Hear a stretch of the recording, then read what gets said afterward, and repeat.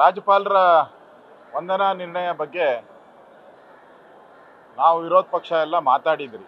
ಇವತ್ತು ಮುಖ್ಯಮಂತ್ರಿಗಳು ಅದಕ್ಕೆ ಉತ್ತರ ಕೊಡಬೇಕಾಯಿತು. ಸೊ ಬೆಳಗ್ಗೆ 10:00 ಶುರು ಮಾಡಿ ಅದು 1 ಗಂಟೆಯಲ್ಲಿ ಕೊಡುವಂಥ ಉತ್ತರ ಅಷ್ಟೇ. ಹೇಳಿದ್ನೇ ಹೇಳಿ 5 ಬಾರಿ 6 ಬಾರಿ 7 ಬಾರಿ ರಿಪಿಟೇಷನ್.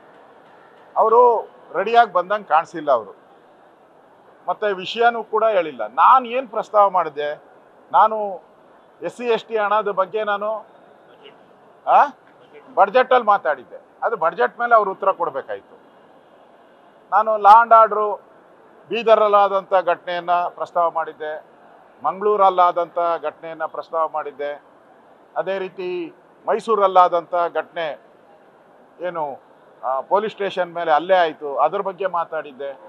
ಹುಬ್ಳಿ ಕೇಸ್ಗಳನ್ನು ವಾಪಸ್ ತೆಗೆದಿದ್ದು, ಮೈಕ್ರೋ ಫೈನಾನ್ಸಲ್ಲಿ 30 ಜನ ಸತ್ತಿದ್ದಾರೆ, ಇದ್ರ ಬಗ್ಗೆ ನಾನು ಮಾತಾಡಿದ್ದು ಏನೂ ಇಲ್ಲ. ಅದ್ರ ಬಗ್ಗೆ ಏನೂ ಇಲ್ಲ. ಇವರು ಬರೀ SC ST ಹಣ ದುರುಪಯೋಗ ಏನು ಮಾಡಿದ್ದಾರೆ ಅದನ್ನು ಮುಚ್ಚಾಕಬೇಕಾಯಿತು. ಇನ್ನು ಬಡ್ಜೆಟ್ ರಿಪ್ಲೈವರೆಗೂ ಯಾಕೆ ಕಾಯೋದು ಅಂದ್ಬಿಟ್ಟು ಈಗ ಉತ್ತರ ಕೊಡೋಕೆ ಶುರು ಮಾಡಿದ್ರು. ಸ್ವಲ್ಪ ಕೊಡ್ತೀನಿ ಅಂತೇಳಿ ಸುಮಾರು 3 ಗಂಟೆಗಳ ಕಾಲ ಉತ್ತರ ಕೊಟ್ಟಿದ್ದಾರೆ. ಟೋಟಲಿ 5 ಗಂಟೆ ಮಾತಾಡಿದ್ದಾರೆ. ಏನೂ ಇಲ್ಲ, ಸಂತೆ ಭಾಷಣ ಥರ ಅದು, ಏನೂ ಇಲ್ಲ ಅದರಲ್ಲಿ. ಅಂದರೆ ಸದನ ಅವರಿಗೆ ನಡಿಬಾರ್ದು. ಸದನದಲ್ಲಿ ಈ ಬಡ್ಜೆಟಲ್ಲಿ ಮಾಡಿ ದಲಿತರ ಮೇಲೆ ಹಣವನ್ನು ದುರುಪಯೋಗ ಮಾಡಿರೋದು ಎಲ್ಲ ಶಾಸಕರು ಮಾತಾಡ್ತಾರೆ, ವಿರೋಧ ಪಕ್ಷಗಳು. ಅದು ಹೈಲೈಟ್ ಆಗಬಾರ್ದು, ಮಾಧ್ಯಮದಲ್ಲಿ ಹೈಲೈಟ್ ಆಗಬಾರ್ದು ಅನ್ನೋ ದೃಷ್ಟಿಯಲ್ಲಿ ಇಟ್ಕೊಂಡು ಬೆಳಗ್ಗೆಯಿಂದನೂ ಕಾಲಹರಣ ಮಾಡ್ತಾ ಇದ್ದಾರೆ. ಮತ್ತು ಅನ್ನೆಸೆಸರಿಯಾಗಿ ನಾವು ಗವರ್ನರ್ ಸ್ಪೀಚಲ್ಲೇ RSS ಹೆಸರಿಲ್ಲ, ನಾವು ಮಾತಾಡೋವಾಗ RSS ಪ್ರಸ್ತಾವ ಮಾಡಿಲ್ಲ. RSS ಗಲಭೆಗೆ ಕಾರಣ ಅಂತೇಳಿ CM ಅವ್ರು ಹೇಳಿಕೆ ಮಾಡಿರೋದು ಎಷ್ಟು ಸರಿ ಐತೆ ಅಂದರೆ, ಇವ್ರಿಗೆ ಸದನ ನಡೆಸೋವಂಥದ್ದು ಇಂಟ್ರೆಸ್ಟ್ ಇಲ್ಲ. ಸದನ ನಡಿಬಾರ್ದು, ಚರ್ಚೆ ಆಗಬಾರ್ದು, ವಿಷಯಗಳು ಹೊರಬರಬಾರ್ದು. ದಲಿತರ ಹಣವನ್ನು ದುರುಪಯೋಗ ಮಾಡ್ಕೊಂಡಿರೋದು ದಲಿತರಿಗೆ ಗೊತ್ತಾಗಬಾರ್ದು. ಇದು ಮುಖ್ಯ ಉದ್ದೇಶ ಇಟ್ಕೊಂಡು ಇವತ್ತು ಸದನದ ನಡೀದೇ ಇರೋದಕ್ಕೆ ಮೇನ್ ಕಾರಣ ಈ ಆಡಳಿತ ಪಕ್ಷದವರು, ಮುಖ್ಯಮಂತ್ರಿಗಳು. ಇವರ ಒಂದು ದುರಾಡಳಿತದಿಂದ ಇವತ್ತು ಅವ್ರು ಸದನ ನಡಿಬೇಕಾಗಿದ್ದರೆ ಇವೆಲ್ಲ ಪ್ರಸ್ತಾವ ಅವಶ್ಯಕತೆನೇ ಇರಲಿಲ್ಲ.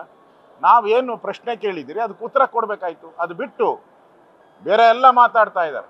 ಅಂದರೆ ಇವತ್ತು ಅನ್ನೆಸೆಸರಿಯಾಗಿ RSS ವಿಚಾರವನ್ನು ಪ್ರಸ್ತಾವ ಮಾಡಿ, ಅದೊಂದು ದೇಶ ಭಕ್ತಿಯ ಒಂದು ಸಂಸ್ಥೆ. ಅದು ದೇಶದ ಎಲ್ಲ ಸಂಕಷ್ಟದ ಸಂದರ್ಭದಲ್ಲೂ ಕೂಡ RSS ದೇಶದ ಪರವಾಗಿ ನಿಂತಿದೆ.